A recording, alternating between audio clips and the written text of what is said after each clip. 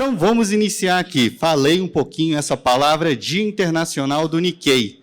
Mas o que é o Dia Internacional do Nikkei? Para contar para vocês, vou chamar a coordenadora do evento, Patrícia Takehana, para explicar para vocês um pouquinho o que é o Jin. Patê, vem cá. Estou chegando. Boa tarde, pessoal.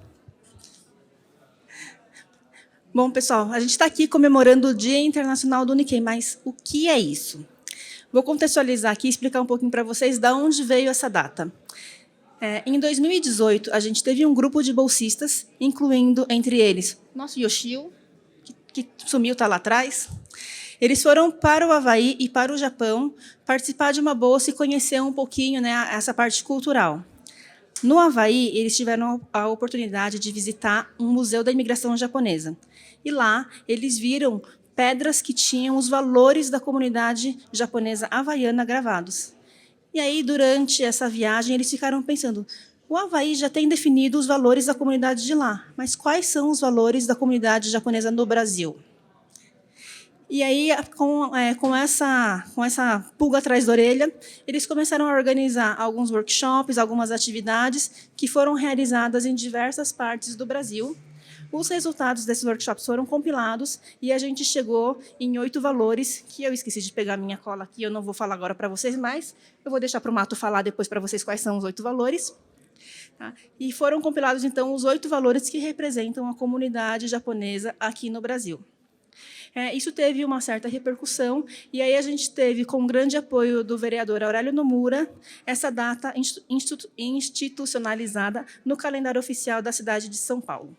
Essa data é comemorada no dia 20 de junho, daqui 2 dias, né? E devido a essa movimentação que a gente está tendo aqui, a comemoração dos 115 anos, a esse evento, a gente está juntando tudo e trouxe a comemoração do Dia do Nikkei aqui para o Bunka Matsuri. Então, é só para vocês entenderem um pouquinho o que é o Dia do Nikkei. Estamos agora realizando a comemoração pelo 3º ano, se eu não me engano, né, desde 2019. E a gente está realizando aqui alguns talks, né, com focos diferentes. A gente teve 2 ontem, como o Yoshio comentou, e hoje a gente tem um outro talk mais focado nessa parte da cultura pop, dos animes, das animações, das tatuagens, muito relacionado ao restante do conteúdo que a gente tem hoje aqui no evento.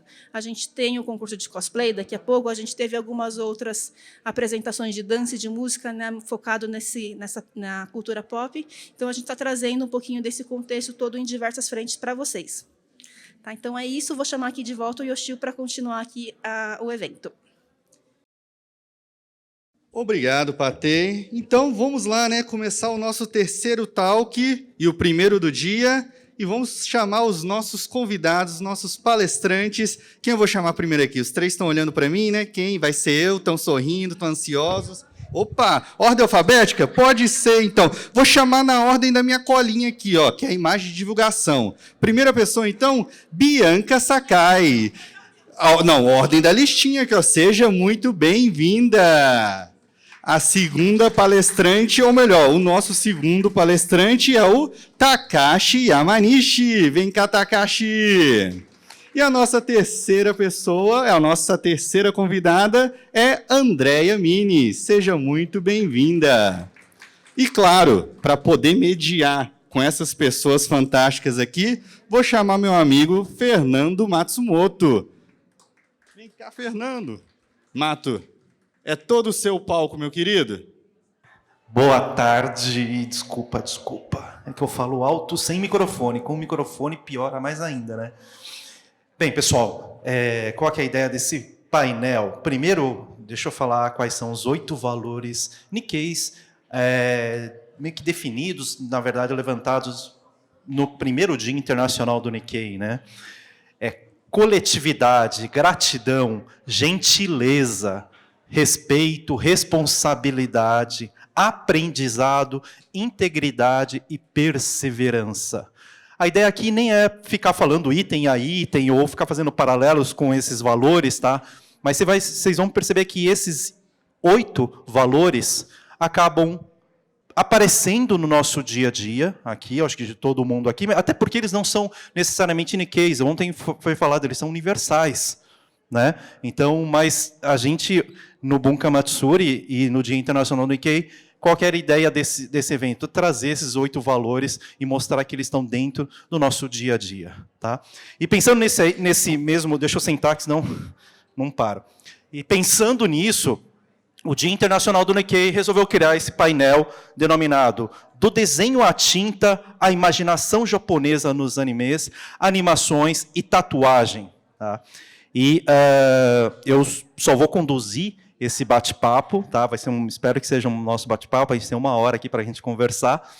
E eu gostaria que, bem, primeiro agradecer a presença de vocês, e depois, no finalzinho, eu vou deixar um espaço aberto a perguntas, tá? Então já vão pensando aí perguntinhas para os nossos convidados.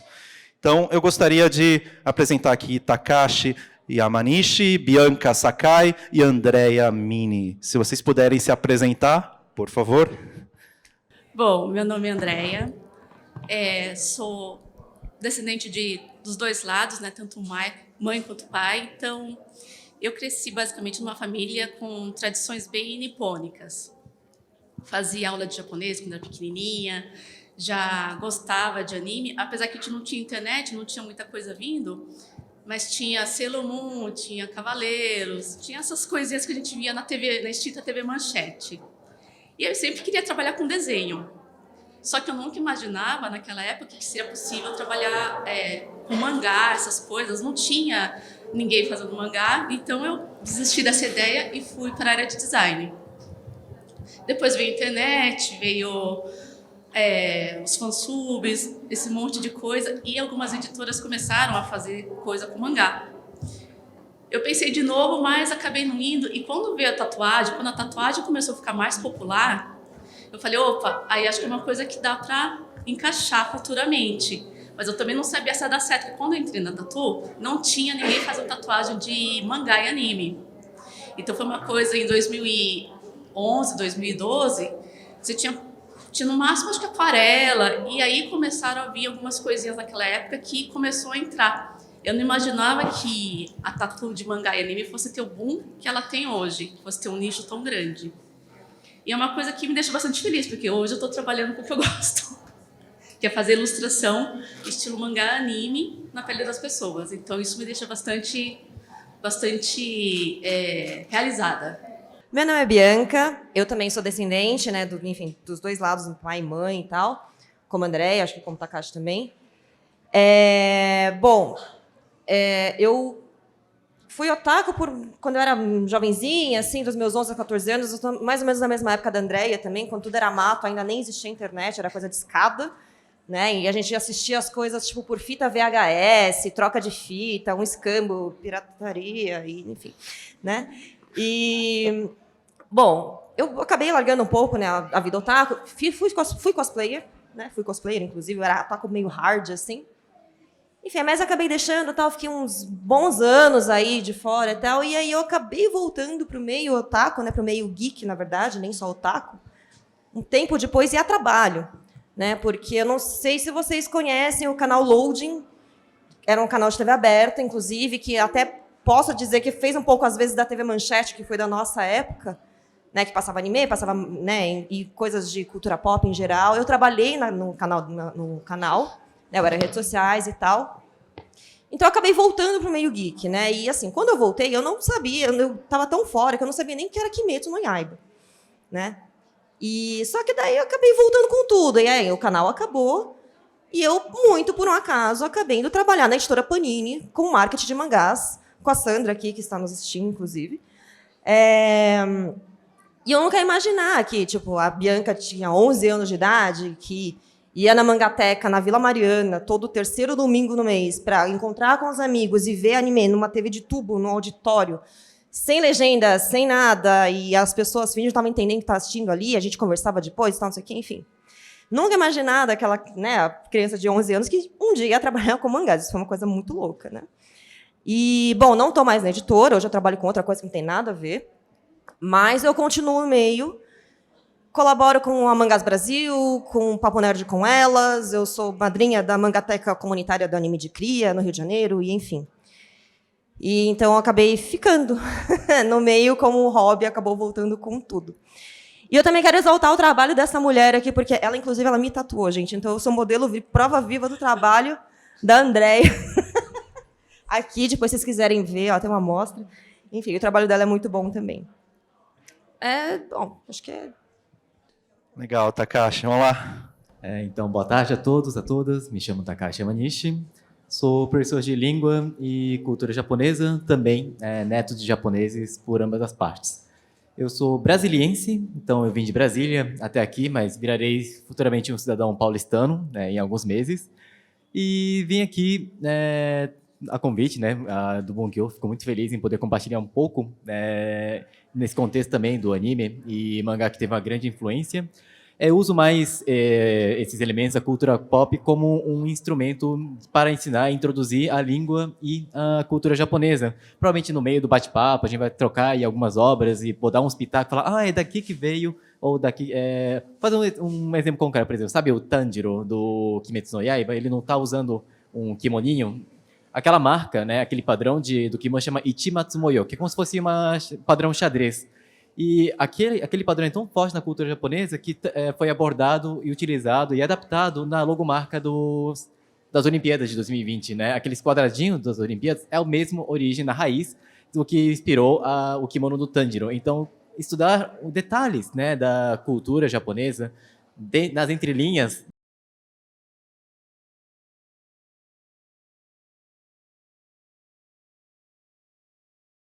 das obras da cultura pop, pode ser um ótimo ponto de partida. E nesse contexto, eu comecei a criar conteúdos na internet há 3 anos, trazendo esses elementos da língua e cultura japonesa, e hoje eu trabalho numa escola online de língua e cultura japonesa chamada 123 Japonês, ao lado de outras professoras.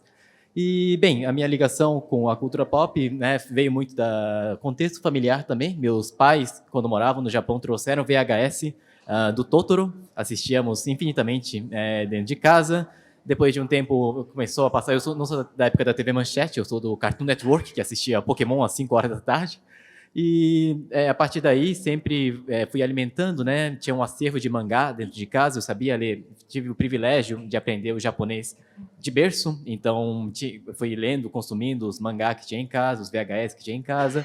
Fui visitar a biblioteca da embaixada para começar a ler os mangá que eram um pouco mais voltados, não necessariamente para o público infantil. E depois de um tempo, de umas viras e voltas e reviravoltas, eu passei a trabalhar com língua e cultura japonesa e estou muito feliz de estar aqui para poder falar um pouco sobre essa história com vocês. Então, será um prazer fazer parte desse papo. Legal, Takashi. Obrigado pela apresentação de vocês. E eu queria entender uma coisa que acho que vocês mesmos falaram, a influência da cultura pop na vida de vocês aqui, E eu queria a visão de vocês em relação a qual o impacto ou qual a influência da cultura pop na formação da cultura nipo-brasileira, Assim, se a gente puder pensar aqui, a gente ouve, ontem teve um painel com a Thelma Shiraishi, uma grande... ela é uma chefe de cozinha renomada, e ela falou assim, não tem como falar, lógico, não somente, são várias influências, mas de repente essa popularização do lamen, e aí o Naruto sempre acaba fazendo esse vínculo, não é a única influência, o lamen já vinha crescendo, mas realmente tem pessoas que falam assim, nossa, eu vim comer o lamen ou a comida que Naruto comia. Aqui, voltando aqui, na opinião de vocês, qual o impacto assim, que tem a cultura pop na formação aqui, no crescimento ou na formação da cultura nipo-brasileira?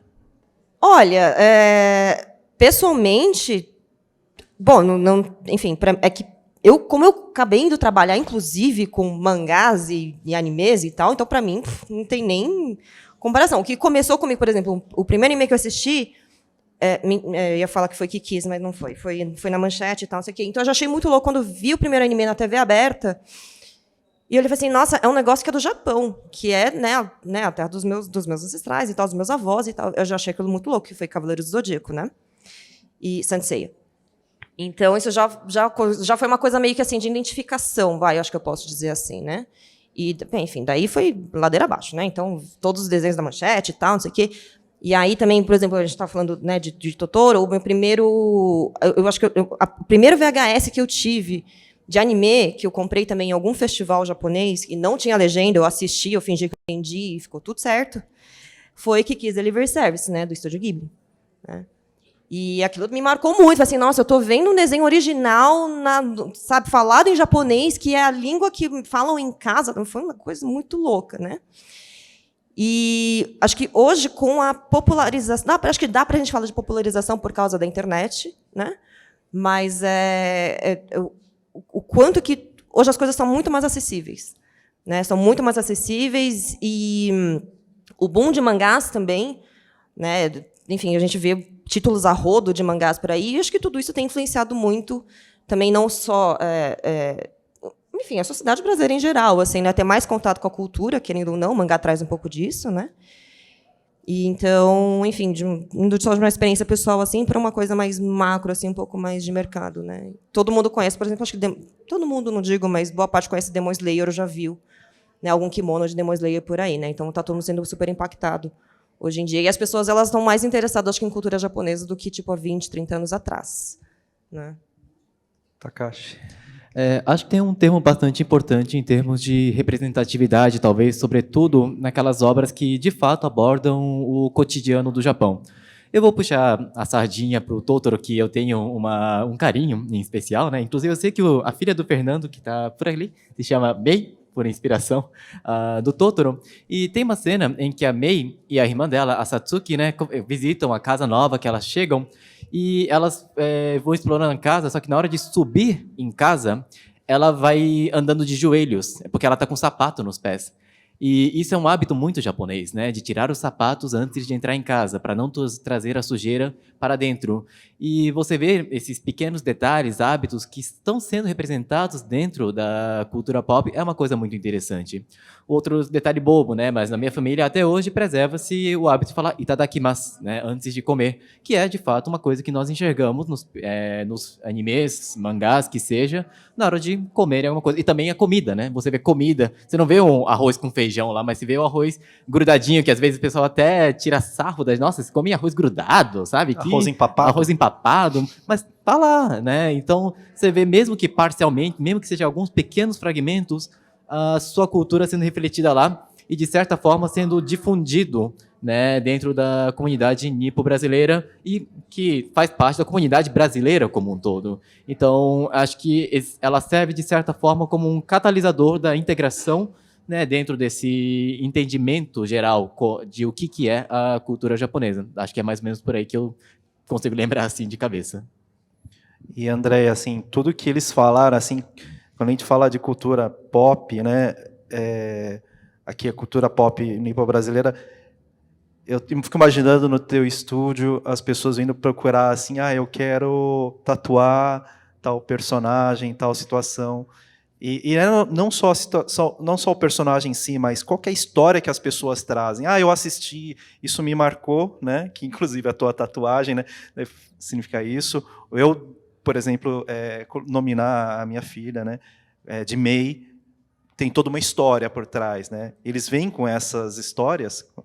Algumas pessoas vêm, né? Especialmente quando você quer trazer elementos, não só o personagem, mas, por exemplo, aquela flor lírio-aranha. É uma flor que é muito comum no Japão, que eu acho que representa uma coisa com a espiritualidade, com o outro lado, e muita gente tatua por causa disso, porque ela tem essa conexão com o outro lado. O yokai, o pessoal gosta muito de tatuar yokai, a raposa de 9 caudas, que veio com o Naruto, mas aí o pessoal começou a conhecer a mitologia mesmo, viram que a raposa, quando ela faz 100 anos, ela ganha outro rabinho, né? E vai ganhando outro rabinho a cada tantos anos. Então, o pessoal acaba querendo, sim, conheceu pelo Naruto, mas depois vai atrás da mitologia. E aí fala, eu queria uma raposinha, uma kitsune, não necessariamente Naruto, mas conheceu com um anime mainstream, por exemplo. Isso é bem legal. E tem gente que vem muito pela estética, que também é assim, se identifica com o personagem principal que é resiliente, que passa por muitas dificuldades, porque eu acho que o personagem de mangá, eles são muito complexos, né? Eles nunca são 880. Eles são personagens cinzentos, não são nem bons e nem maus necessariamente. Isso ressoa muito com a gente, porque a gente não é bonzinho 100% do tempo. Então a pessoa se identifica muito com aquele personagem e quer colocar aquele personagem. Muitas vezes a pessoa quer tatuar até o vilão. Até o Sukuna, por exemplo, que é do Jujutsu, o pessoal, me identifico muito com ele, porque ele tem as questões dele, mas não é que ele é totalmente ruim. Será que se a gente olhar para o lado dele, ele não tem os motivos dele? E o pessoal vai e tatua. Então, assim, é bem interessante, não é? Eu acho que o quadrinho ocidental ele é muito preto no branco. E o mangá, o anime, ele já é mais fluido nesse sentido. Os vilões têm suas questões e os mocinhos também. E isso o pessoal se identifica muito com isso. Então, acho que por isso que faz tanto sucesso também para o pessoal querer tatuar os personagens. E os objetos, né, as coisas, as máscaras, né, as máscaras de Kitsune ou a máscara de Tengu, o pessoal se identifica. O pessoal gosta muito dessa parte folclórica japonesa. É o que eu mais tatuo. Até essa parte de um momento que vocês falaram sobre o que é produzido no Japão, o que vem para o Brasil, inclusive no painel anterior foi citado isso, que com questão da internet, etc. e tal, é muito mais fácil acesso, vem muita coisa imediata, né? Faz sucesso no Japão e meio que antigamente, anos 90, até no começo dos anos 2000, demorava alguns meses, né, para vir aqui para o Brasil um determinado, e daí começa a escala de sucesso. Então, meio que escala de sucesso agora já é automático e simultâneo, né? A gente está vivendo isso, que é um bom negócio. Eu acho muito bom para a gente bebe direto da fonte, meio que automaticamente. Mas as pessoas são diferentes, né? Sucesso no Japão, talvez sucesso no Brasil seja diferente, né? Então, quando a gente fala isso, lógico, muitas produções hoje em dia já pensam de uma forma global, né? Eles pensam de que forma que... Mas a forma como impacta a sociedade japonesa impacta a sociedade brasileira de uma forma diferente, a mesma produção. Como que vocês veem isso? Assim, e aí, meio que puxando também sobre o que é uma produção japonesa e uma produção brasileira, né? Se você pensar assim, que a gente estava falando antes, uma conversa assim, o que é o mangá certo, né? Será que o mangá brasileiro não deveria ser o mangá igual ao mangá japonês, porque são pessoas diferentes que são iguais, ou porque são mangás, ou porque deveria ser produzido para o público brasileiro? Como que vocês veem isso, a diferença entre o japonês e o brasileiro na produção de mangás, animes, e até talvez na tatuagem, né? Se pegar tatuagens japonesas e o que você produz aqui no Brasil. Olha, a questão de mangás, por exemplo, tem muitos mangás brasileiros. Muitos, né? Estou exagerando um pouco. Para mim, deveriam existir mais mangás brasileiros, né? Acho que de alguns anos para cá tem se produzido mais mangás de autores brasileiros, né? Então, por exemplo, esses dias eu li um que chama Fujie Mikito, que conta a história de uma família de imigrantes japoneses. E esse mangá ele foi premiado, eu não lembro o nome do prêmio, International Manga Awards, alguma coisa assim, que é um prêmio que ele premia, né, mangás que são fora do Japão, né, e que ajudam a espalhar a palavra do mangá, não sei, né? Então também tem um que chama o Amarelo, caraca, esqueci o nome. É da Telesac, eu não lembro o título. Amarelo, alguma coisa. Enfim, também é um mangá brasileiro pouco conhecido, né, não tem comparação à produção nacional, né, com os mangás que vêm do Japão.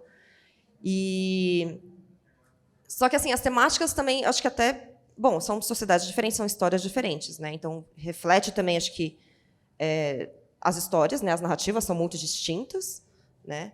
E até o mesmo traço, né? Assim, o mangá, enfim, tem a coisa dos olhos e tal, super expressivos, e tal, não sei o quê.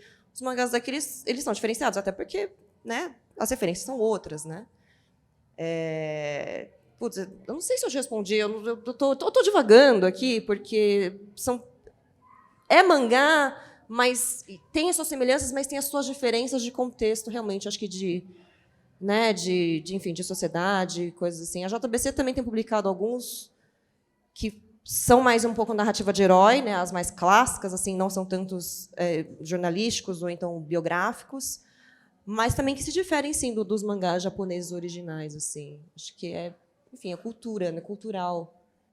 Segue de uma certa forma por ser mangá, né, o olhão, né, assim, mas lógico que as influências os elementos, as referências são da região, assim, né? Sim, Podemos dizer. sim.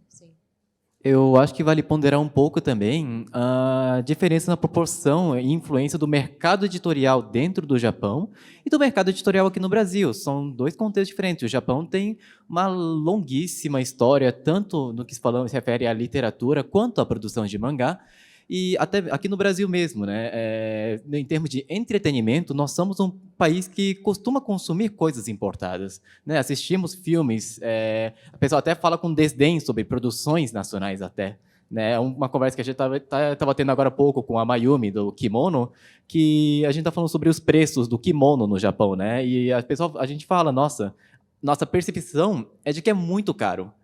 Mas o que significa que o kimono é caro, o kanzashi, né, os acessórios serem caros? Significa que os artesãos são valorizados no Japão. Da mesma forma, lá no Japão tem os autores são respeitados, os mangakás são respeitados, mas aqui, imagina, algum de nós chegar lá para os nossos pais, né, filhos de imigrantes, e falar, pai, quero ser desenhista, quero ser ilustrador, quero virar mangaká, sabe? Não é uma opção pensando no mercado brasileiro, infelizmente, né? Então, acho que precisamos ponderar esse primeiro ponto, a diferença da proporção do mercado editorial e da valorização dos produtos nacionais no Japão e aqui no Brasil, e o viés que nós temos sobre os mangás do Japão, porque, querendo ou não, o que mais faz sucesso no mundo inteiro é um segmento muito pequeno dentro do mercado do mangá japonês, que é o shonen. Se você fala de mangá no Brasil, é o quê? Naruto, One Piece, Yu Yu Hakusho, enfim, todos esses que foram, às vezes, concentram em uma revista, que é a Shonen Jump. Só que existe uma variedade gigantesca de obras publicadas no Japão, e esses que chegam ao mundo afora são aqueles que sobreviveram a essa competição, assim, sanguinária no Japão até, né? É uma coisa, assim, muito forte eles conseguirem se destacar nesse mercado editorial. Então, acho que precisa ponderar um pouco sobre essa diferença dos dois mercados para entender a influência que cada produção vai ter na respectiva sociedade, né? O mercado é diferente, acho que é mais ou menos por aí. Só para fazer um adendo, você estava falando da diferença de produção. Por exemplo, eu estava até conversando sobre isso ontem. Sobre, por exemplo, até se a gente for pegar animações. Hoje a gente tem Crunchyroll, que só tem anime no catálogo. A Netflix trouxe muita coisa também, enfim, e os outros streamings também, um pouco mais pulverizados e tal. E eu tenho certeza que isso ajudou muito para dar um boom na cultura otaku, a cultura de anime e mangá dos últimos anos, sem dúvida nenhuma, que também impulsionou a cultura, né, os mangás. Vocês podem ver que, enfim, todo ano são muitos lançamentos, editoras novas estão surgindo, inclusive, né? Mas, por exemplo, eu acho que muito incentivo realmente do país, assim. Por exemplo, se você for pensar animação brasileira, penso em Irmão do Jorel, algumas coisas ali do Estúdio Copa, né, alguns desenhos que passam no Cartoon Network, historietas, eu não lembro o nome, historietas, não sei, assombradas, alguma coisa assim, que são algumas produções nacionais. Agora, anime tem uma porrada de coisa. Agora, animação nacional, né, sim. Então, acho que isso já mostra bastante, acho que a diferença de incentivos, assim, talvez. É só uma observação, né? Porque as produtoras japonesas também, elas não olham muito para o mercado externo. Elas querem ver se fizer sucesso internamente, você lança uma segunda temporada, uma terceira. Tanto é que Noragami, que é um anime que fez muito sucesso aqui fora, não estourou lá. Então, morreu na segunda temporada. O Ori no Seraph também morreu. E são animes muito bons, que o pessoal aqui do Ocidente gosta muito, mas por algum motivo lá não vendeu Blu-ray o suficiente, não chegou nos tops. Então, eles olham muito, mas fez sucesso no mercado interno? Beleza, a gente continua. Eles não olham muito para o mercado externo. Então, eles são um pouquinho... olham mais para dentro e esquecem um pouquinho do externo. Se fizer sucesso, vai para fora e é isso. O Kimetsu é um exemplo disso, né? Estourou lá e estão fazendo. E Jujutsu também está continuando. One Piece. Mas por quê? Porque fez sucesso lá, né? Tanto é que a maioria das pessoas que gostam de One Piece no Japão são mulheres. A maioria das leitoras, que é uma coisa assim, que é bem interessante. E acho que vale ponderar também um outro viés de tipos de mangá e anime que faz sucesso no exterior, que tem a estética japonesa incorporada, né? Porque por mais que, se a gente pegar um representante contemporâneo de anime, o pessoal vai citar o Naruto. Só que no Japão é o One Piece. Só que o One Piece não tem muitos elementos japoneses integrados, não é ninja, né? É um pirata que estica. É um pessoal que gosta de coisa com estética japonesa, né? O Noragami, Exatamente. ele foca nos deuses, né? Então, os deuses do shintoísmo. Então, acho que eles gostam muito de coisa que é novo para a gente, né? Aqui no Ocidente. E queria trazer um ponto que eu assino a Shonen Jump, assim, passei pela fase da pirataria e hoje eu pago, né, pela toda a contribuição que eles fizeram na minha vida. Eu pago, assino a Shonen Jump, leio em japonês. E eu vejo uma tendência dos novos mangás adotarem muito essa estética japonesa. Parece até intencional. Talvez até viram pelo sucesso que fez com o Kimetsu no Yaiba, né, que quando era mangá não era um grande sucesso, mas quando virou animação e, sobretudo, expandiu-se para o mercado mundial, de repente eles viram uma oportunidade por aí e está tendo agora um movimento, de repente, pensando no mercado externo, né, dentro da produção. Eu sinto um pouco disso. Acho que são fases, né? Porque a gente, acho que na década de 80, 90, a gente teve a fase do mecha, né? Gundam, depois veio Evangelion, veio toda essa coisa de ficção científica. E aí depois foi as lutas, né? Yu Hakusho, não sei o quê, Naruto. E agora a gente está indo mais para essa coisa de sobrenatural, eu acho, né? Magia sobrenatural, talvez. Que com kimonos, deuses, yokais. Eu acho bem legal isso, porque é uma parte que eu gosto. De uma certa forma, acaba refletindo um pouco a sociedade japonesa, né? Quer dizer, necessariamente, né? Eu acho também. Eu acredito muito nisso que eu tenho até uma dúvida, assim, o quanto que animes, mangás influenciam a sociedade japonesa, enquanto a sociedade japonesa influencia o mangá, a realidade. Quem influencia quem, né? Ou se vocês acham que é parzinho, anda junto sempre. Nossa, não sei quem veio primeiro, o ovo ou a galinha, né? Tipo, não sei mesmo. Tô pensando nisso, não sei. O que você acha, Taka? Não, é porque tem, por exemplo, eu fico lembrando do que os japoneses de fato consomem de animação, por exemplo. Não é Naruto, não é One Piece, mas às vezes é Doraemon, às vezes é Chibi Maruko-chan, Crayon Shin-chan, Anpanman, que são de fato esses voltados para o público infantil. E eu enxergo que às vezes abordam coisas que acontecem na sociedade japonesa, mas enquanto falo isso, eu lembrei também do Kochikame, que não sei se você já ouviu falar, que é um que até bateu o Guinness de ter o maior volume de mangá, né? Que era um mangá que era publicado na Shonen Jump. Então, imaginem, eles encerraram com, eu não lembro se foi com 100, acho que foi com 200 volumes, né? 200 volumes ele encerrou a publicação na Shonen Jump. E era muito interessante, de tão longo que era este mangá, tinha um personagem que aparecia de 4 em 4 anos, que era o personagem das Olimpíadas. Eles tinham um personagem específico das Olimpíadas, dado que o tempo de publicação que eles têm. E ele era legal, porque se você ver as publicações da década de 80, década de 90, década de 2000, você vê as inovações sendo abordadas dentro, né? Porque é um tipo de mangá que conta o dia a dia de um posto policial, que é super rebelde, mas que gosta de coisas novas. Então, se apareceu o celular, tô mostrando o celular, apareceu o smartphone, mostra o smartphone. Então, tem gêneros de mangá que conversam diretamente com os problemas atuais, ou as questões atuais. São contemporâneos, né? Exatamente. Então, você vê que começa a ter um smartphone aparecendo dentro das obras, então é uma obra contemporânea, porque smartphone é uma coisa dos últimos 10, 15 anos, sabe? Então, acho que se enxergar sob essa ótica, não tem como evitar essa influência de um ao outro, a não ser que queiram abordar o Japão feudal, né, o Japão da era da luta, aí é outra coisa. Mas quando se trata da retratação do Japão contemporâneo, aí não tem muito para onde fugir, né? Os autores também refletem a realidade que eles vivem dentro das suas obras, né? Então, acho que não tem como separar as duas coisas. Tá. E aqui, pensando um pouco, aqui, trazendo agora a lupinha aqui para o Brasil, quando a gente fala de... Aí mudando um pouco, tá, do assunto. Quando a gente fala de identidade Nikkei, né? Que a gente fala que tem gente que fala assim, quem que é o por exemplo, você tem aquela dúvida assim, tem descendente de japonês, né, que não se sente brasileiro, né? Por outro lado, né, quando você vai para o Japão, você não é japonês, né? Então você fica assim, quem somos, né? Quem que é a identidade Nikkei, né?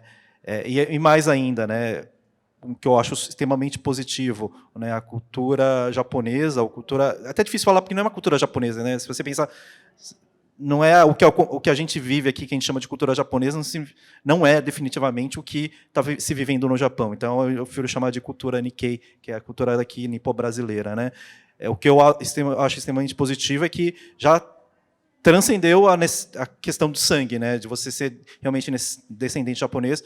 E muitos não descendentes japoneses gostam da cultura, vivem e até defendem mais, vivem intensamente e formam a cultura nipo-brasileira muito mais intensamente do que descendentes. Tá? Então, a gente fala sobre cultura Nikkei. E quando a gente fala sobre mangá e cultura Nikkei, né, qual que é a influência? Sim. Para refletir um pouquinho, né? Deu uma tela azul aqui. Deu uma tela azul. Deu a tela azul aqui do Windows até. Tava tudo certo até o Nikkei, né? Aí chegou o até, mangá. Mangá e cultura Nikkei. Porque, assim, que a gente fala, pode ser a porta de acesso, né? A você se formar, né? Fala assim, puxa, meus amigos, pensa assim, quando vocês estavam na Gibiteca lá da Vila Mariana, né? Foi a porta de acesso para muita gente lá, né? Eu acho. Pensando assim, que, por exemplo, o Nikkei hoje, né, inclui, inclusive, pessoas que não são descendentes, putz, eu acho que anime e mangá é uma das maiores portas para a cultura japonesa. Assim, tanto é que, se for pensar daquela época, descendentes mesmo não eram tantos, né? Se a gente for ver naqueles encontros que a gente fazia, né? Não era mais a gente. E mestiços, né? Muito mestiço, muito não descendentes, e que estavam ali tentando entender o japonês. Enfim. Tanto é que quem formou o Animecon, acho que não tinha nenhum descendente, né? Então, é verdade. Se a gente for ver, é verdade. Não era descendente, não. E... é uma baita de uma porta de entrada, né? Assim, pelo entretenimento que as pessoas acabam se interessando mais. Tanto é que, assim, depois que eu entrei na Panini e tal, enfim, fiquei um pouco conhecida por rede social e tal. E as pessoas, elas vêm falar comigo, elas vêm perguntar um monte de coisa, tipo, de cultura. Assim, aí sempre rola, né? Acaba rolando, não tem como negar, mas, gosto dos traços orientais. Pois é, essa cara mesmo, mas a gente, né? Dos traços e tal, isso aqui, aí as pessoas vêm me perguntar de cultura e tal, até teve um vídeo até que eu fiz recentemente com a Sandra aqui também, que, puxa, foi super bom, que a gente ficou falando de como que são os festivais japoneses. E, assim, a gente está em São Paulo, né? A gente está em São Paulo, tudo acontece aqui, tudo rola por aqui. Nos outros cantos do Brasil, a galera vê aquilo como se fosse coisa de outro mundo ainda, né? Então, enfim, são essas portinhas de entrada, assim, que eu acho que, né? E tem a coisa da identidade também, né?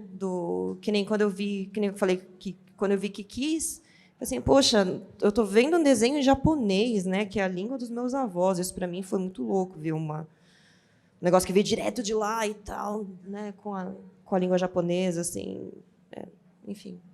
Meus 2 centavos. Eu acho que consegui entender um pouco o motivo da tela azul que surgiu, sabe? Porque hoje estamos comemorando os 115 anos da imigração japonesa. É uma baita história. Aconteceu muita coisa. E nós aqui somos descendentes, né? Netos, talvez filhos de japoneses, mas somos resultado de um fenômeno histórico-cultural que durou mais de um século.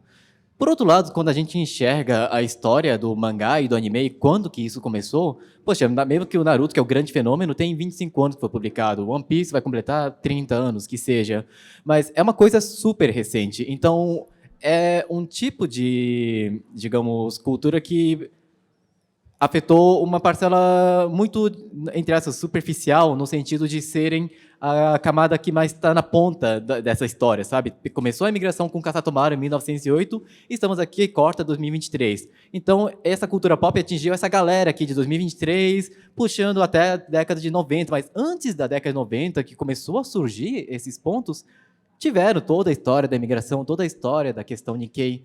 Então, acho que por isso que surgiu essa confusão, né? Porque quando a gente coloca em perspectiva, são pontos diferentes que atingiram. Então, talvez ela serviu mais como um momento de resgate, como você falou, tá falando a linguagem dos meus avós, ou seja, fala uma língua que a minha geração já não fala mais. Então, serve, de repente, como uma forma de reacender o interesse pelos seus ancestrais, pela história da sua família, né? Mas não necessariamente como algo que lhe conecta diretamente com a identidade Nikkei, porque, novamente, mangá não é Nikkei, mangá é japonês, anime é japonês. E a interpretação que criamos a partir do que vimos da produção japonesa, que é o que devemos discutir, mas acho que são coisas que devemos separar na hora de trabalhar, sabe? Acho que é mais ou menos por aí. Ou seja, a visão do Nikkei, ou seja, da pessoa fora do Japão, ele não dá para analisar sob a mesma ótica de um japonês lendo um mangá. Ele vai ter ele vai significar outra coisa, né? Dada a realidade dele, dada o repertório dele, que é totalmente diferente de uma pessoa que vive no Japão. Sim, acho que tem histórias e histórias, né? Por exemplo, se algum descendente ler a obra nipo-brasileira que foi escrita, né? Não foi Nikkei que escreveu esse livro, né? Esse mangá. Teve um mangá. O mangá foi escrito por descendentes e outra não. Outra foi um trabalho jornalístico que eles conversaram com uma família de imigrantes e aí eles fizeram a história em quadrinhos, né? Então são duas óticas diferentes. Uma realmente da vivência do Ricardo Taira e da Tadesaki, e o outro é um trabalho jornalístico de escuta e de, né, enfim, de comunicar essa história de uma maneira jornalística e em quadrinhos também. Né? Então, acho que uma coisa é um Nikkei ver a sua história sendo representada, de repente, em uma obra. Mas, claro que tem forma de fazer resgate, né? Porque a história do mangá é longo. Então, tem mangás que foram publicados na época logo pós-guerra. E ela retrata o Japão, de repente, da época que o avô dele morou no Japão, né? De repente, sua família veio de Hiroshima e ele resolve ler Genpei Descalço, que conta sobre o horror da guerra, sobre o horror da bomba atômica que incidiu, e você imagina a vida dos japoneses na época, que é totalmente diferente de hoje. Então, talvez possa servir como uma ferramenta de resgate histórico da sua família, dependendo da obra que você lê, claro. Né? Você não vai ver Naruto e falar, meu Deus, meu avô. Não, né? Não, isso não vai acontecer. Você não vai se identificar. Vai se identificar de outras formas, que identifica a todos, que é o motivo que estamos falando aqui. Né? A cultura pop atingiu numa camada muito maior. Mas, nesse sentido, afunilando para a questão Nikkei, acho que tem obras e obras e situações e situações.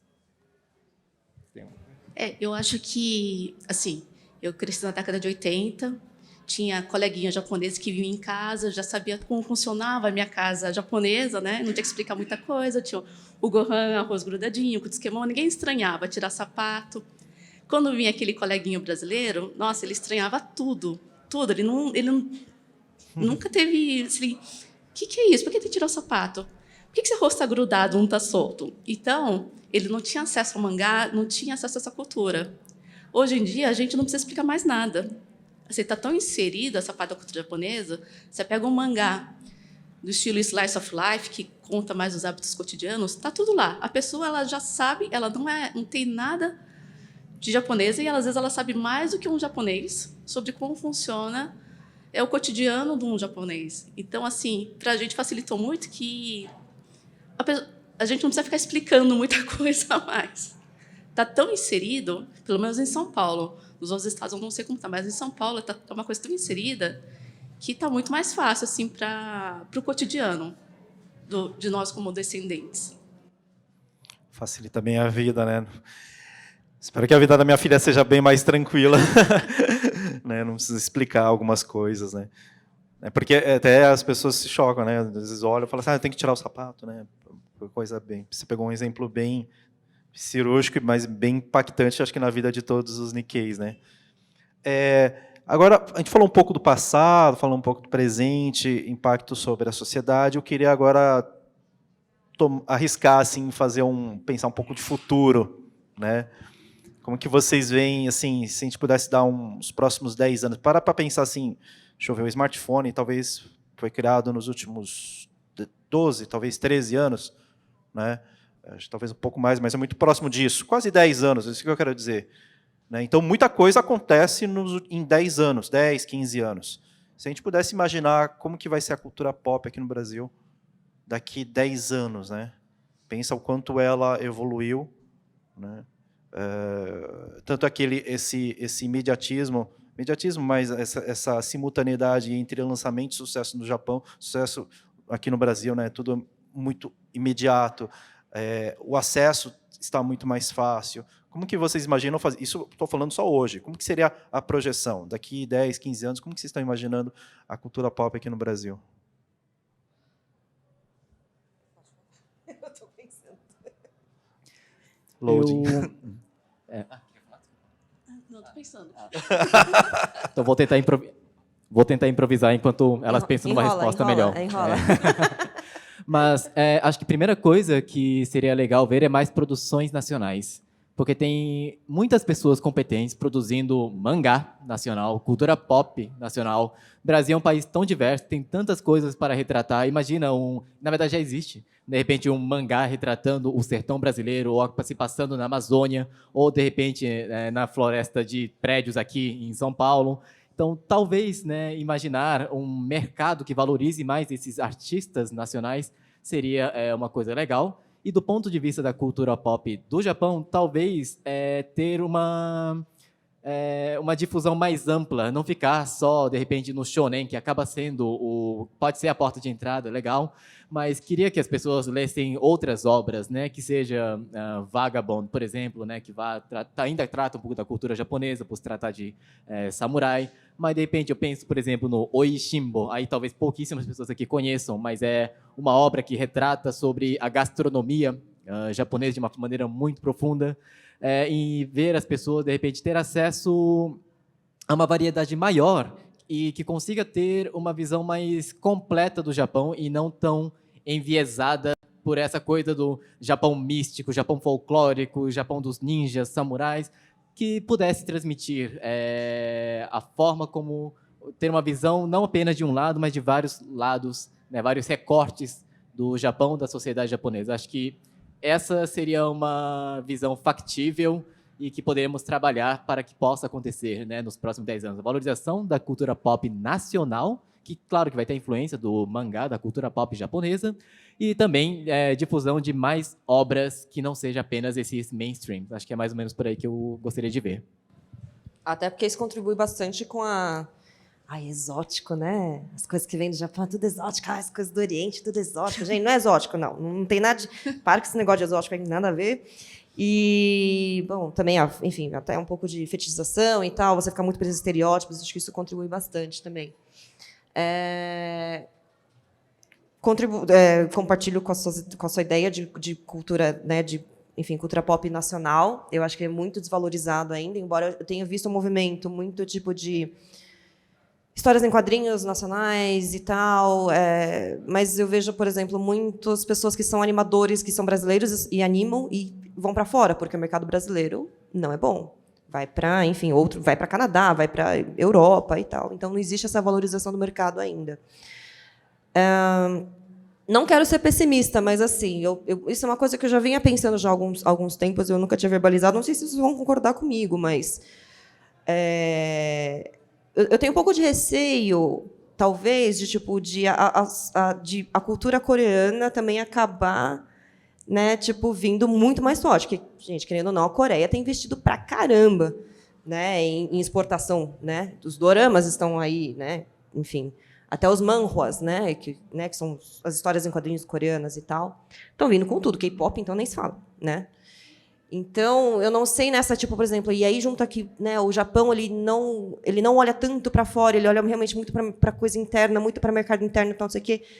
E eu sei disso também, que eu trabalhei já numa empresa japonesa e realmente o pensamento é bem esse, e acaba perdendo espaço, né? J-pop perdeu espaço para o K-pop por conta disso. Não, J-pop, nossa, o que é, sei lá, ex-Japan comparado com BTS, sei lá, não tem nada a ver uma coisa com a outra, entendeu? Mas, assim, é só para... todo mundo conhece... Todo mundo, de novo, não, né? Mas, enfim, a maioria conhece BTS, agora ex-Japan, Larkin Ciel, nem sei quais mais outras bandas, né, de J-pop ou de J-rock. Ninguém conhece, né?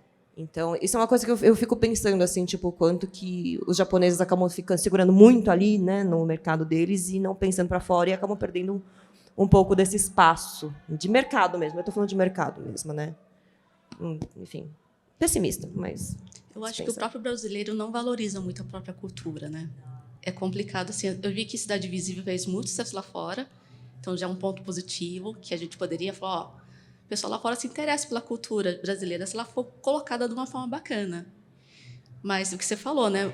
Conheço mangakas que foram para o Japão trabalhar, porque aqui, infelizmente, não tem espaço para eles. Então, acho que 10 anos é um período muito curto para a gente conseguir estabelecer um mercado nacional de mangá. Eu acho que pode começar a caminhar, mas para estabelecer, eu vejo muita gente pequena tentando sozinha, mas Tem muito é mais fácil importar mangá Tanto do é que que assim, produzir. Sim. Tem algumas questões, tipo assim, por exemplo, realmente, em questão de direitos autorais e tal, é mais barato você fazer produção nacional. Né? Mas ainda existe uma resistência, porque, gente, o que vende massivamente ainda é o mangá que vem do Japão. Né? Isso não tem nem como competir um Kimetsu, um Jujutsu Kaisen, ou, enfim, o que for, My Hero Academia também, não tem como comparar com o mangá nacional. Mas eu vejo que tem alguns movimentos, assim, tipo, então, as feiras de quadrinhos, eu tenho ido bastante, a produção independente, né, as pessoas ali se ajudando. É um nicho, é um começo, mas é um começo. Né? Então, algumas editoras estão criando alguns selos para produção nacional. Né? A JBC está com isso, a editora Mino ela também tem as narrativas periféricas, né, que são desenhistas da periferia para publicar ali histórias em quadrinhos. Né? Tem um Cras Conversa também, que é bem bacana, que é independente também. Tem um descendente que está fazendo. Então, tem algumas iniciativas que não são de conhecimento, assim, né, são bem nichadas, assim, mas já é alguma coisa, né? E a gente esquece que brasileiro tem o costume de ler quadrinhos, né? Turma da Mônica tá aí, todo mundo aqui provavelmente leu a Turma da Mônica, então existe essa possibilidade, cultura existe, né? A cultura de ler quadrinhos. Cultura de consumo existe. Bem, agora eu gostaria de ver a participação do público, se alguém tem alguma pergunta para eles. Se vocês têm alguma pergunta. Boa tarde, boa tarde. Entrando em referência ao assunto que ela citou, eu gostaria de perguntar, você acha que a influência do mangá e da cultura japonesa entrando no Brasil de maneira exótica, sempre uma coisa mística, esotérica, contribuiu de fato para a cultura coreana se popularizar muito mais, porque não tem esse apelo, literalmente se torna uma coisa bem mais popular? Tem um ponto. Bom. Pode ser. Pode ser mesmo. Eu não tinha pensado por esse lado. Porque cara, K-pop, por exemplo, é música. Tipo, você vai no centro cultural, o pessoal dançando, enfim, 7 milhões de grupos de pessoas dançando K-pop. Não sabe nem o que está cantando, mas está dançando porque é música pop e é chicletinho. Né? Por mais que você não curta tanto, mas é chicletinho, querendo ou não. Os manhwas, até os doramas, né, que tem essa pegada mais de novela, que talvez até se aproxima um pouco do nosso modelo de novela. Né? Agora, é que a gente bateu muito na tecla, realmente, né, de falar dos yokais e dos mitos e tal, não sei o quê, e realmente é o que faz mais sucesso aqui e acaba trazendo alguns aspectos mais marcantes, posso dizer assim, talvez, e que também contribuem, às vezes, para uma certa estereotipação. Pode ser, esse é um bom ponto. Acho que eu concordo, não sei o que vocês acham, mas pensando rápido aqui, eu acho que faz sentido. Faz muito sentido. Vocês acreditam que talvez tenha no futuro, não muito distante, talvez uma mistura, né? Quer dizer, você pega, hoje a gente vê uma influência coreana, japonesa, vai chegar uma hora que vai ser uma mistura na cultura, porque a gente não fala de cultura pop aqui, né, no Brasil. É igual vai chegar uma hora que você come. Hoje a gente come pizza, a gente não lembra que é necessariamente italiana. Você come pizza. É automático. Você não fala assim, nossa, que vontade de comer comida italiana, vou lembrar em pizza. Você lembra de massa, mas talvez você não lembre de pizza. Até a massa também, você fala, eu vou comer uma macarronada. Você não lembra, fala assim, estou comendo uma comida italiana. Vai chegar uma hora que eu vou ler um mangá. Né? Eu vou ler alguma coisa, vou assistir algo. E vai ficar automático, não vai ser necessariamente uma origem japonesa, coreana, chinesa, americana. A cultura pop.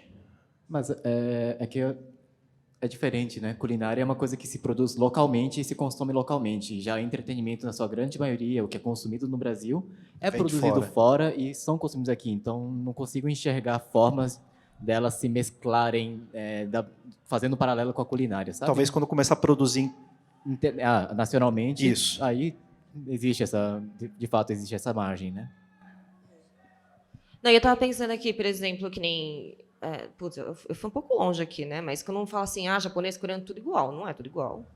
Se vocês acham que vocês estão errados, tá? Tem errados. Não tem nada a ver uma coisa com a outra, tá? Não façam essa falácia. E, por exemplo, tudo que vem de lá da Europa é meio que visto, talvez, muita coisa seja muito parecida, muito igual. Não sei se é nesse sentido que você está querendo dizer. Sim. Ai, cara, mas eu não sei, porque, por exemplo, eu fiquei pensando muito, por exemplo, em cinema. Né? É muito nítida a diferença de um cinema hollywoodiano, né, do cinema francês, do cinema alemão, do cinema, né, enfim, de outros países ali. Né? Isso que eu estou falando só do lado de cá, né, do globo, né? Não estou nem falando do lado de lá. Que, enfim, tem também suas diversas especificações. Por exemplo, filme japonês tem muita contemplação eu esqueci o nome. Que é a contemplação do silêncio, ai, não sei se vai saber explicar melhor do que eu, não estou conseguindo lembrar. Mas, enfim, o tempo de contemplação, isso é muito coisa... Tem em muitos filmes japoneses, que tem um outro ritmo, né, que é diferente de um filme hollywoodiano. Bom, vou chutar, né, lá para 880, mas é Marvel, não tem nem... Né, são caracterizações assim, que são muito marcantes. Acho que talvez coisas culturais assim se diferenciem mesmo, né, e tal. Não chegue talvez a essa mesma coisa, tipo assim, chinês, coreano, japonês, tudo igual. Espero que não. Também. Eu acho difícil também, porque, que nem você falou, são aspectos muito difíceis. É que nem alguém falar, nossa, a Europa é tudo igual. Não é. Você pega os países com a base de língua latina, França, Espanha, Portugal, são completamente diferentes. Se você falar que eles são parecidos, acho que eles vão até bater em você. É que nem falar que Brasil e Argentina é tudo igual, né? Exato, exato. Você pega assim, tem o sushi japonês e o acho que é kimbap, não sei como que chama o sushi coreano, é diferente, é diferente. O churrasco coreano é diferente do churrasco do yakiniku. E a linguagem do manhwa é diferente da linguagem do mangá. Então, eu acho que não tem como dar essa mistureba e ficar tudo numa panela só. Eu acho bem difícil. E uma outra... Alguém tem mais alguma pergunta? Boa tarde a todos. Eu gostaria de saber a opinião dos três com relação a o que vocês acham no mercado brasileiro, o que falta no mercado brasileiro para poder estar entrando nessa briga, tanto seja o consumo tem, a gente está vendo aqui o bairro cheio de gente, cheio de brasileiro, outras culturas, né? Mas o que falta hoje no Brasil para a gente entrar nessa briga, por exemplo, e conseguir virar não só referência, mas para produzir o mesmo conteúdo? Eu diria incentivo governamental. Para mim, incentivo governamental é tudo. Assim, bom, enfim, vou falar de novo da Coreia aqui, mas o K-pop não se exportou, foi por acaso. As empresas coreanas, né, Samsung, LG, elas não estão dominando o mercado de eletroeletrônicos também por acaso. Tem todo ali um incentivo do governo por trás, por exportar. E, enfim, eu acho que tudo começa com incentivo governamental. Iniciativas civis existem a rodo. Né?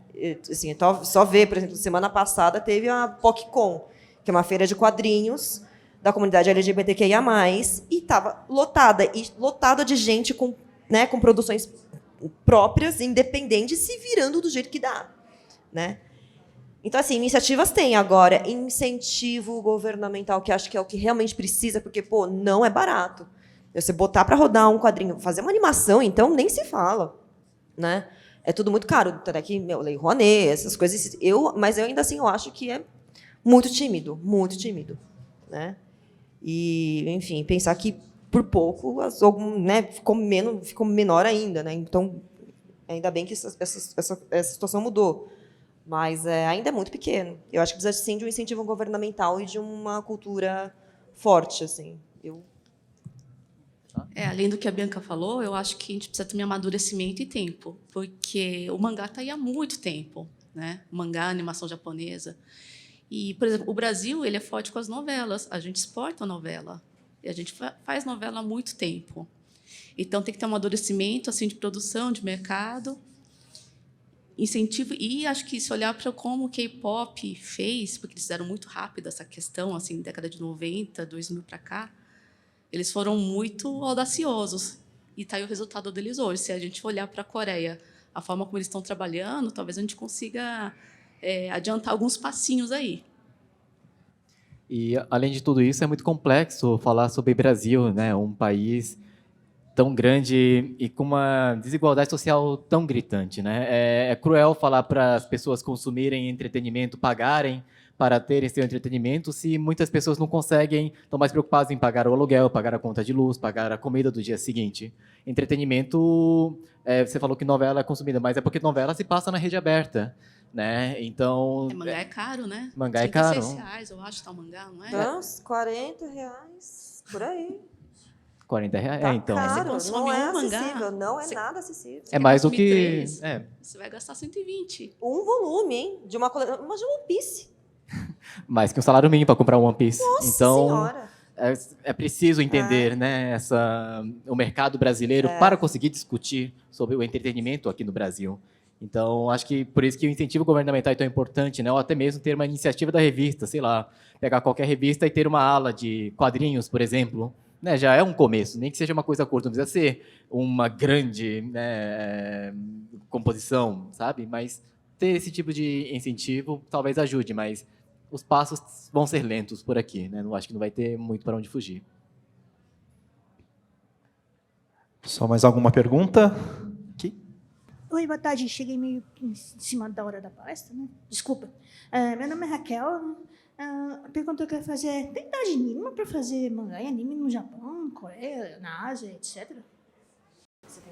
Idade mínima para fazer mangá, anime no Japão, tem? Até onde eu sei, não existe exatamente uma idade mínima regulamentada, etc. Até porque existem... Como é que uma pessoa vira mangaka, geralmente, no Japão, né? Eles produzem mangás autorais independentes e submetem para um concurso de uma revista. Então, de repente, a Shonen Jump, Shonen Magazine, Shonen Sunday abre um concurso, a pessoa submete o mangá e, se ele ganhar um prêmio, se ele tiver algum tipo de destaque, ele consegue iniciar uma publicação. Mas, geralmente, as pessoas começam após terminar o ensino médio. Mas, assim, você submeter, qualquer pessoa pode fazer, né? Tem até escolas que têm clubes de mangá que as pessoas produzem e tudo, mas eu acho que socialmente é entendido que é adequado iniciar a carreira de mangaka, que sabemos que é muito exigente, né? As pessoas não dormem o ano inteiro para conseguir produzir. Perdão? Animação já é outra questão, né? Porque para você trabalhar com animação, você trabalha numa empresa de animação, então você tem que ser contratado e tem que estar de acordo com as regras da empresa. Então, provavelmente vai ter os requisitos de ser formado em ensino médio, ensino superior, enfim, tá? Então, cada mercado vai dizer como que vai ser, tá bom? Quem tem mais alguma perguntinha? Então, eu gostaria de convidar os três a fazer uma última consideração, se vocês quiserem, puderem. Tela azul.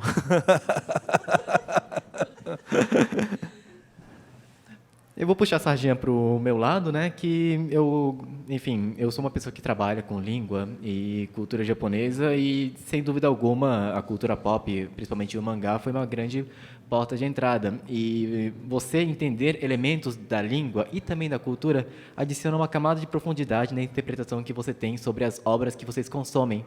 Então, gostaria de incentivá-los, né, se vocês estão aqui porque gostam desse tipo de conteúdo, a, de repente, estudar um pouco. Sei lá, o que será que significa Amaterasu, que é o golpe que aparece no Naruto? O que será que está por trás desse símbolo que aparece no Demon Slayer, que seja? Ou será que questionar se demônio é uma tradução adequada para Oni, né, que é um ente mitológico, sabe? Então, começar a ter esses questionamentos para vocês terem uma interpretação mais profunda, acho que traz maior riqueza para dentro de nós. Então, acho que encerraria fazendo essa provocação.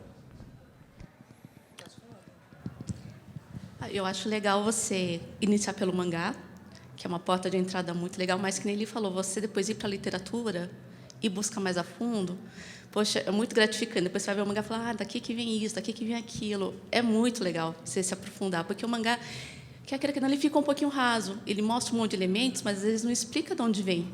E isso às vezes leva a algumas confusões. Então, essas confusões para o público que não é japonês, porque para eles já estão inseridos naquela cultura. Para eles aquilo já não precisa ser explicado.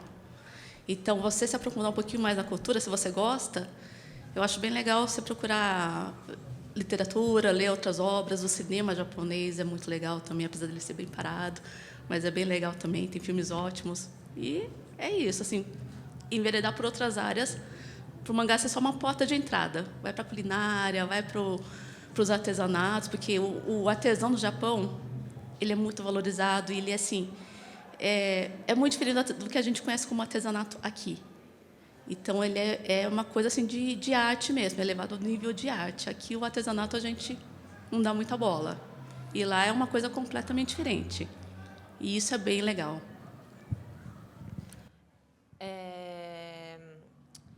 Queria pedir vocês valorizarem a cultura nacional, tipo, a produção de mangás, né, e histórias em quadrinhos nacionais também, assim. Quem não sabe para onde começar, se quiser, me puxa ali do lado, eu indico algumas coisas e tal, assim, mas é um negócio que dá gosto, assim, sabe? Tipo, que é uma produção muito bacana que a gente tem, que é pouco valorizada, né? Então, se vocês têm afinidade já com mangás e com animes e tal, poxa, vejam que as coisas BR, as coisas brasileiras, têm umas coisas muito, muito, muito boas, né? E você vai falar das redes sociais? É isso que eu ia pedir até para vocês passarem os contatos, redes sociais, quero fazer uma tatu, enfim, quero aprender a língua japonesa. Se vocês quiserem fazer uma tatuagem, tá? Se vocês quiserem olhar aqui no meu braço, da Andréia aqui, tá? Mas vocês podem me encontrar... Ai, caramba. Vocês podem me encontrar nas redes sociais. Eu estou mais no Twitter e no Instagram. É Bianca Saki, S-A-K. Mas também estou no Mangás Brasil, Papo Nerd com Elas e, enfim, outros etc. aqui. Bem, vocês vão ver mais trabalhos meus no canal @123japonês, Instagram, TikTok, YouTube e também no Facebook, mas eu respondo pessoalmente no @profdjp, abreviação de professor de japonês. Prof, né, a preposição, JP. Lá vocês podem me encontrar e se mandarem mensagem, eu demoro, mas respondo, tá bom? Eu tô só no Instagram, é @Andreia com I, Mine. Então, é isso. Aí tá lá no meu portfólio, você dá uma olhadinha. Então, gostaria aqui de agradecer a participação de vocês três. Ótima discussão, participação de vocês assistindo, fazendo perguntas. E com isso a gente encerra o painel. Vou ter que ler aqui minha colinha, né? Quase tirar o óculos aqui, tiozinho. Do desenho à tinta, a imaginação japonesa nos animes, animações e tatuagens, com Takashi Yamanishi, Bianca Sakai e Andréia Mini. Muitíssimo obrigado a todos. Tenham uma ótima tarde e aproveitem que ainda não acabou a festa. Bom, obrigado.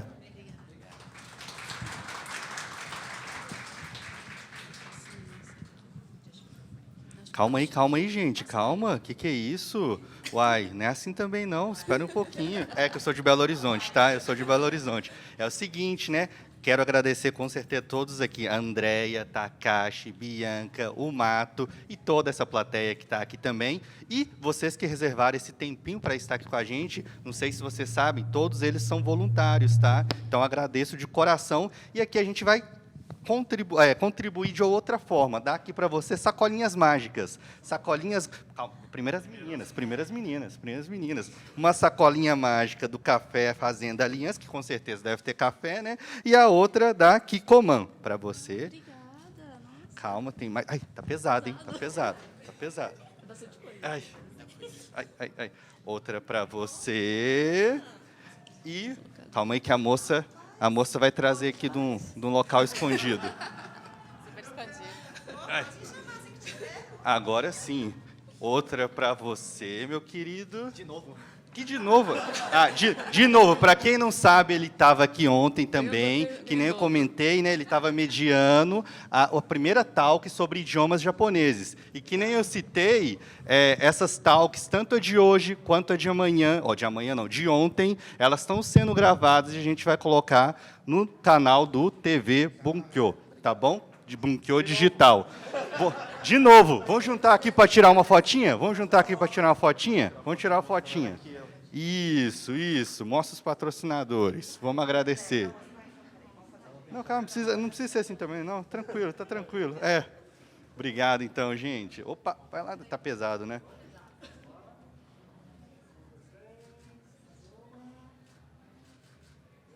Show de bola. Muito obrigado novamente, tá, gente? Muito obrigado também ao público. Então, aqui nós encerramos o Dia Internacional do Nikkei. Esse é o nosso terceiro evento, acontece uma vez por ano. E aqui, o Bunka Matsuri não terminou, tá, pessoal? Lá no palco principal, agora vai iniciar o concurso de cosplay, se não já iniciou, mas a festa ainda tem mais algumas horinhas. Muito obrigado pela participação de todos e continue aproveitando o Bunka Matsuri. Até a próxima!